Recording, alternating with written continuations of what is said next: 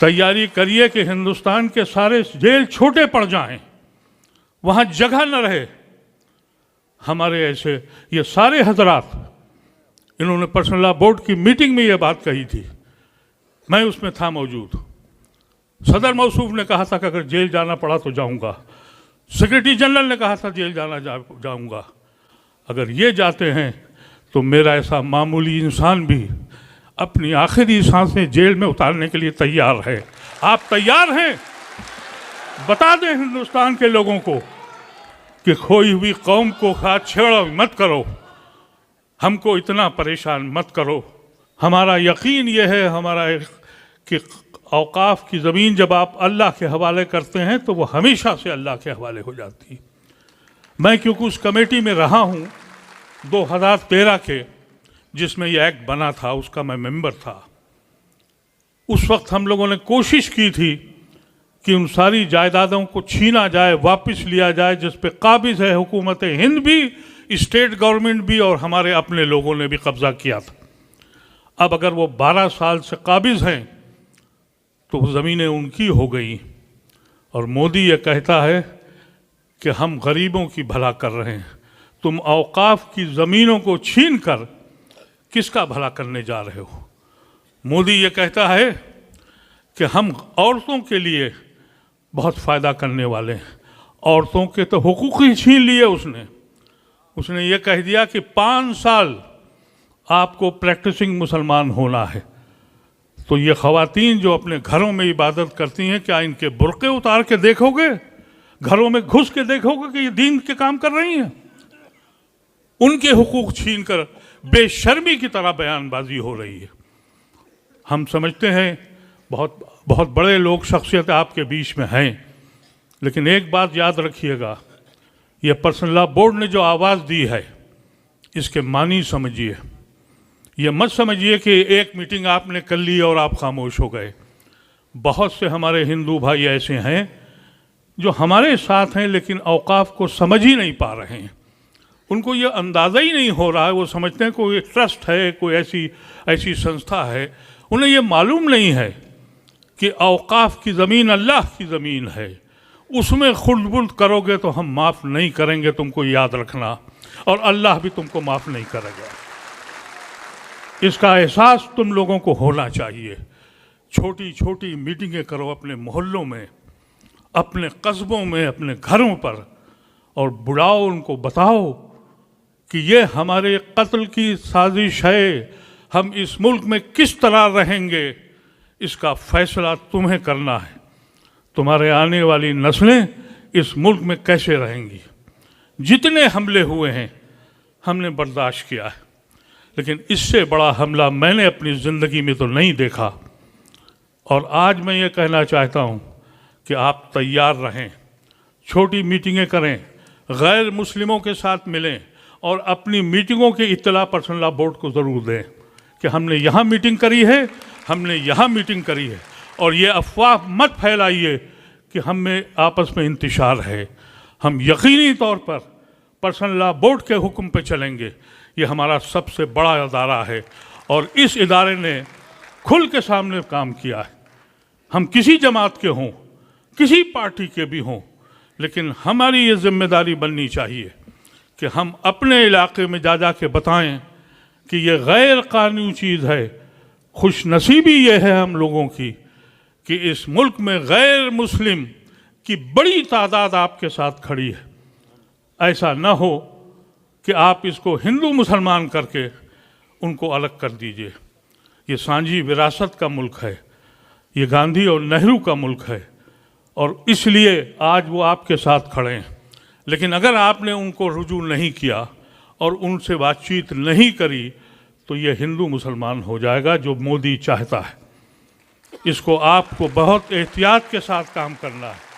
ये बताना है आपको कि ये आइन का मसला है और हमारा ताल्लुक़ इस मुल्क के आइन से है। हमने जुना को इसीलिए ठुकराया था कि हम मुस्लिम मुल्क में नहीं रहना चाहते थे। हमने लियाकत अली खां को इसीलिए ठुकराया था। हमने नेहरू और गांधी और आज़ाद को अपनाया था इस संविधान के लिए। हम जुड़े हैं इस संविधान से और अगर इस संविधान को तोड़ देंगे तो हमारा कोई रिश्ता इस मुल्क से नहीं रहेगा। ये लिखने वाले लिख लें और जिसको कहना है वो समझ लें। हम अपने सबसे आगे आपके साथ घूम देंगे, लेकिन हिंदू भाइयों को ज़रूर बताइए ये सियासी बिल है, कतन सियासी बिल है। हुकूमत जो भी फैसले करेगी, आप ये मत समझिए कि एक्ट के बाद सारे मसाइल हल हो जाएंगे। नहीं मेरे अजीज़ों, नहीं होंगे। ये लड़ाई बहुत ज़ोर लड़नी पड़ेगी, बहुत लंबी लड़ाई है। जब तक कि ऐसे लोगों को आप हुकूमत से बाहर नहीं फेंकेंगे, आप महफूज नहीं हैं। तैयारी करिए कि हिंदुस्तान के सारे जेल छोटे पड़ जाएं, वहाँ जगह न रहे। हमारे ऐसे ये सारे हजरात, इन्होंने पर्सनल लॉ बोर्ड की मीटिंग में ये बात कही थी, मैं उसमें था मौजूद। सदर मौसूफ ने कहा था कि अगर जेल जाना पड़ा तो जाऊंगा। सेक्रेटरी जनरल ने कहा था जेल जाऊंगा। अगर ये जाते हैं तो मेरा ऐसा मामूली इंसान भी अपनी आखिरी सांसें जेल में उतारने के लिए तैयार है। आप तैयार हैं? बता दें हिंदुस्तान के लोगों को कि खोई हुई कौम को छेड़ो मत करो, हमको इतना परेशान मत करो। हम इस मुल्क में इसलिए आए थे कि इस मुल्क को हम ऐसे बनाएंगे जिसका ख्वाब हमारे बुजुर्गों ने देखा था। हम इन अल्फाज के साथ हम गुजारिश करते हैं आप हजरात से कि ये सिर्फ जलसा समझ के मत चले जाइएगा, पैगाम लेके जाइएगा जो पर्सनल लॉ बोर्ड आपको पैगाम देगा। और जो बात मैंने आपसे कही है, एक एक आदमी से अगर टैक्सी पे बैठिए तो टैक्सी वाले को समझाइए। मैं अभी टैक्सी से आया हूँ, टैक्सी वाले को समझाता हुआ आया हूँ, गैर मुस्लिम था। और जहाँ भी आप जाएं उससे बताएं कि ये कैसी जालिम हुकूमत है जो हिंदुस्तान को लम्हे लम्हे किस्तों में तोड़ रही है, किस्तों में तोड़ रही है। इस मुल्क को हम टूटने नहीं देंगे। वाखिर दवाना अल्हम्दुलिल्लाह रब्बिल आलमीन। जज़ाकल्लाह मोहम्मद अदीब साहब, आपने बहुत ही हौसला अफजा बातें कही है। जैसा कि अभी आपने सुना, all India Muslim personal law board हिंदुस्तानी मुसलमानों की अपेक्स बॉडी है। ये मुत्तहदा मुत्तफ़क़ा प्लेटफार्म है। हिंदुस्तान की तमाम दीनी मिली जमातें, तमाम बड़े दीनी मदारिस, तमाम मकातिब फ़िक्र, तमाम मसालिक और पूरे मुल्क के तूल व अर्ज़ में जो लोग हैं, आसाम से लेकर केरला तक और गुजरात से लेकर कन्याकुमारी तक बोर्ड से वाबस्ता हैं। और जैसा कि मैंने आपसे अर्ज़ किया था कि ये तहरीक जो आवाज़ बोर्ड ने उठाई है, और ये सिर्फ आज से नहीं उठाई है, 1972 अपने क़याम से ही all India Muslim personal law board शरीयत की हिफाजत के लिए मैदान अमल में है। चाहे मुतबन्ना बिल का मसला रहा हो, चाहे शाहबानू पर सुप्रीम कोर्ट का फ़ैसला रहा हो, चाहे ट्रिपल तलाक़ पर सुप्रीम कोर्ट की बहस और हुकूमत का फ़ैसला रहा हो, या अब इस वक्त में वक्फ़ का मसला है। आप जानते हैं कि हमारे मुल्क में एक कानून है, शरीयत एप्लीकेशन एक्ट 1937, और उस कानून के दायरे में वक्फ़ भी आता है। बहरहाल ये तफसीली बातें हैं, उस पर हम गुफ्तगू करेंगे। लेकिन एक बात जो अदीब साहब ने कही वो बहुत अहम है कि हमें अपने गैर मुस्लिम भाइयों को, बिरादरान वतन को भी जो कन्फ्यूजन और ये जो हमारी मौजूदा हुकूमत लोगों के गुमराह कर रही है, उसको ठीक करने की कोशिश की जाए। ये जो प्रोग्राम आज यहाँ हो रहा है और इससे पहले जंतर मंतर पे हुआ है, इतने पापड़ बेलने पड़े इस प्रोग्राम के लिए कि बिल्कुल आखिरी वक्त आप सोचिए, कल रात में 10 बजे पुलिस ने हमको क्लियरेंस दिया, सर्टिफिकेट दिया है, जबकि हम 15-20 दिन से लगातार कोशिश में कर रहे हैं। यही कुछ सूरत हाल इससे पहले जंतर मंतर पे हुई थी। तो हमें ऐसा लगता है कि ये हुकूमत जो बहुत अपने आप को मजबूत जाहिर करने की कोशिश करती है, वो आवाज़ उठाने से डर जाती है, वो प्रोटेस्ट से डर जाती है, वो पीसफुल तरीके से प्रोग्राम को भी गवारा करने के लिए तैयार नहीं है। तो ये इतनी कमज़ोर हुकूमत है कि ये सिर्फ ताकत के बलबूते पर अपनी चीज़ों को मुसल्लत करने की कोशिश कर रही है। आज मुल्क जिन हालात से गुज़र रहा है, आप सब बाखबर हैं। अरबाब हुकूमत अपनी पॉलिसी, अपनी आइडियोलॉजी की बुनियाद पर इस मुल्क में तकसीम करो अवाम को और हुकूमत करो की पॉलिसी पर चल रहे हैं। उससे भी आगे बढ़कर अगर आप गौर करें तो इस मुल्क को आरएसएस के जरिए मुरतब आइडियोलॉजी, फिस्ताइयत की आइडियोलॉजी, जो आइडियोलॉजी मुख्तलिफ आराकों को गवारा नहीं कर सकती, मुख्तलिफ अकायद को गवारा नहीं कर सकती,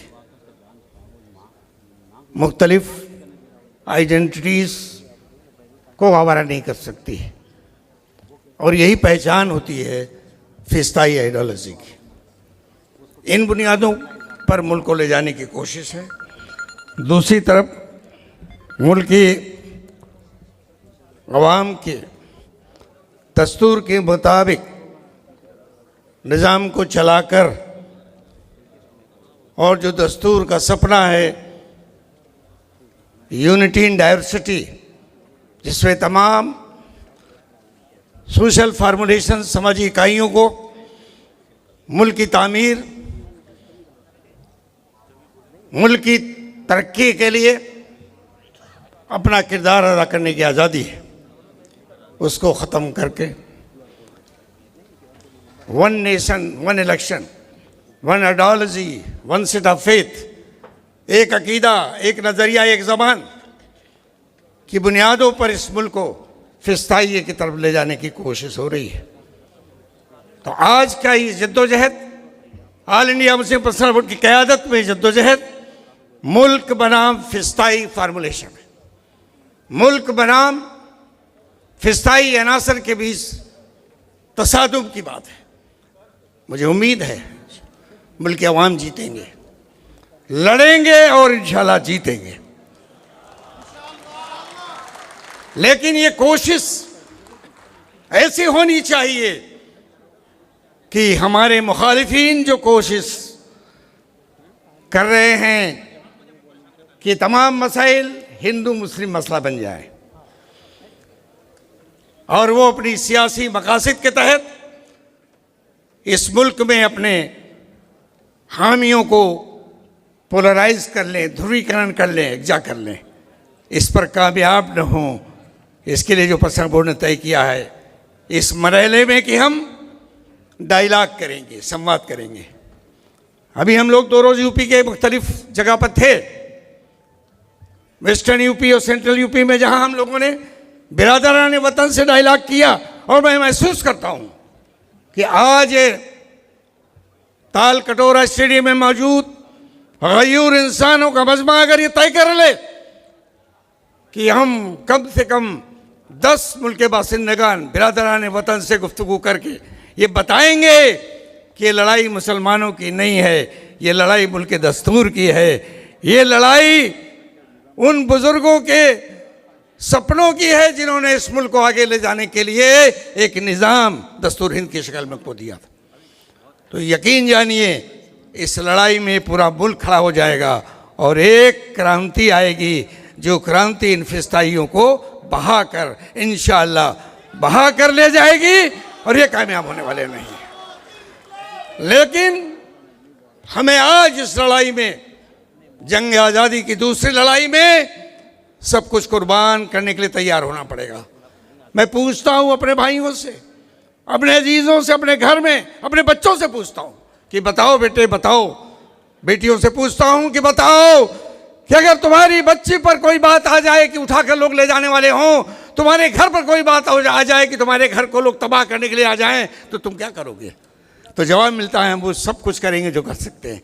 तो आज मुल्क को तबाह करने के लिए ये फिस्ताई अनासिर, उनका अंसराट, उनकी अलगार, उनकी आंधी जो खड़ी करने की कोशिश कर रहे हैं, नाम नेहाज आंधी, वो कोई चीज़ नहीं है।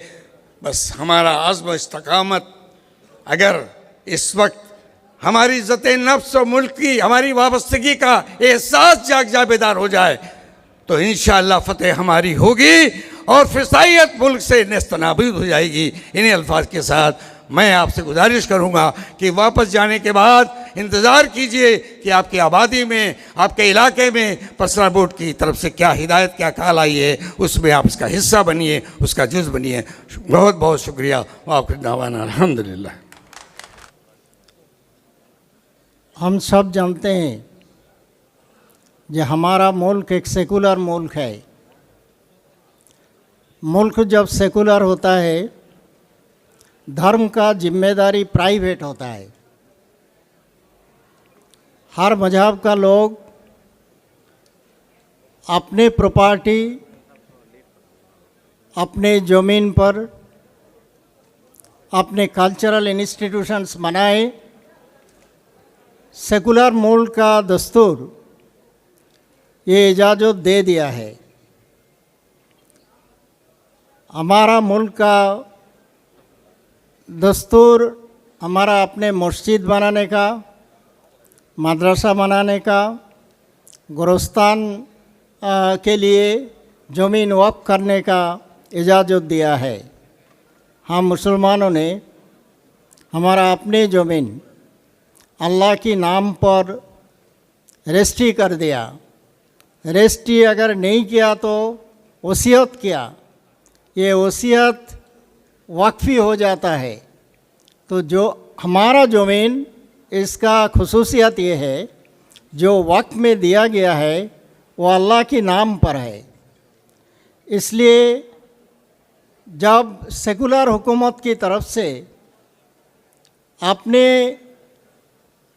जो इख्तियारात है उससे तजावुज़ करके हमारा पर्सनल जो मजहब पर वो किसी कानून को ज़बरदस्ती नाफिज कर देता है, तो ये एक किस्म का जंग है। और जंग हमारा जो रखवाले है उन्हीं की तरफ से है। और ये ज़मीन अल्लाह की होने के नाते ये इस मुल्क का सबसे बड़ा माइनॉरिटी का कल्चरल बेस होने के नाते हम लोग इस जंग को चैलेंज के तौर पर लेने को मजबूर है। इसलिए इसका जो संगीन साइड है उसको हमारा मुल्क का जो जिम्मेदार है उनको समझना चाहिए।